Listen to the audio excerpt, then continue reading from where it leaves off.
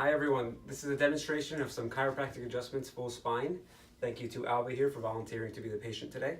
So here we go. Alba, could you please lay face down for me, please?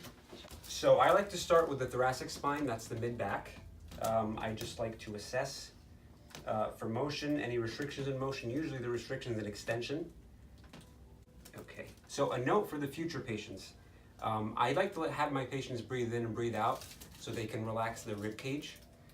Because the alternative is actually, Alba, if you wouldn't mind tensing up a little bit here. If I do this, it feels a little stiff, right? It's kind of uncomfortable. Okay, now just relax, let the air out of your lungs. How does that feel?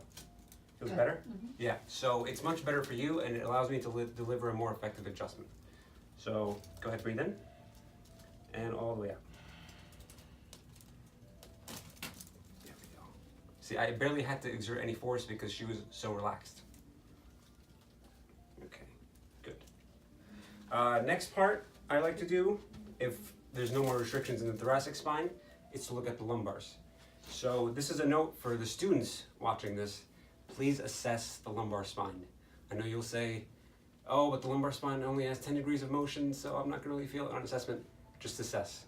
I'm telling you, there's restrictions that you'll feel that will be freed up after you adjust. So I just like to assess the normal way. Is that a little tender on you, Alba? A little bit. Okay.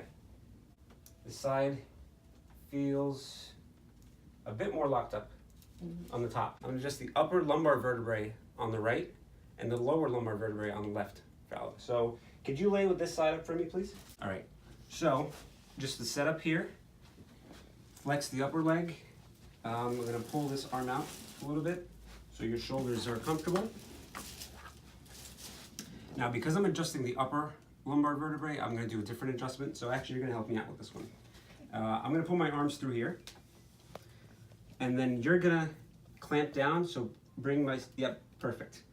It's kind of like opening a jar. There's two ways to open it. You either unscrew the top or you hold the top steady and unscrew the bottom. So this way is the other way of opening the jar.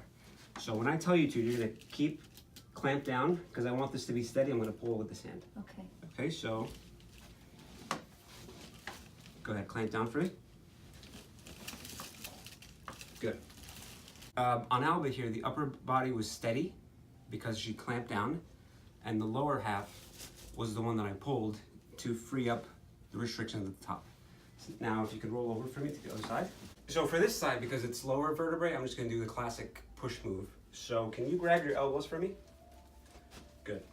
Now I'm going to keep this steady, and this time I'm going to pull the bottom here. There we go. Usually if I thrust more than once, that means I just need to get a little bit more. It's nothing wrong. On her, the second time it did go. It wasn't as audible, but it did go on the second time. So, okay.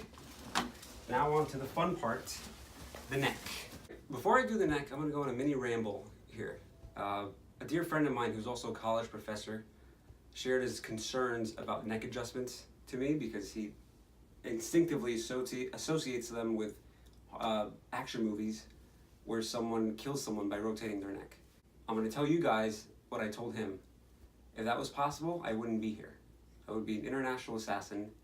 I, drive fast cars. I'd have a dangerous life. Never wait in line again. The DMV, I'd move all the way up to the front of the line. Now, I'm joking, but I'm being facetious to make you realize that it's not possible. So put your worries to rest. It can't kill you. Just general assessment, seeing which segments move. Side is restricted. Side is a little bit more free. So this is a perfect example of, you don't have to adjust both sides every time. I'm actually going to adjust only the one side because that's all she needs. So the way I adjust lumbar or cervical spine is different. Shout out to Dr. Cam, the real Wolf of Wall Street, for telling me this because I picked it up from him. Basically, because I don't know how close you can get on the spine, but in the neck, your joints are angled at 45 degrees. So doing the pure rotation move that is commonly done with chiropractors doesn't fully gap the joint. So I like to angle my adjustment with that vector, 45 degrees. Can I have you tuck your chin in for me, please? And then we'll bring it over. And then instead of just the rotation that you commonly associated with adjustments, I'm going to angle my adjustment that way. So just relax for me.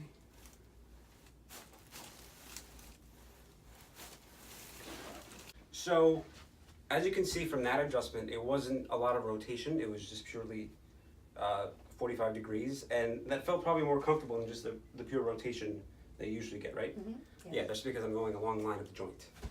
Other adjustments that can be performed, but not as commonly, are occiput adjustments, which is actually the joint between your skull and your first vertebrae. I don't find the need to do that often, and it can be uncomfortable sometimes, so that's kind of rare. Same goes for the adjustments for your shoulders, arms, and legs. Don't need to be adjusted as often. So that's it for the adjustments. If you like what you see, make sure you book an appointment soon.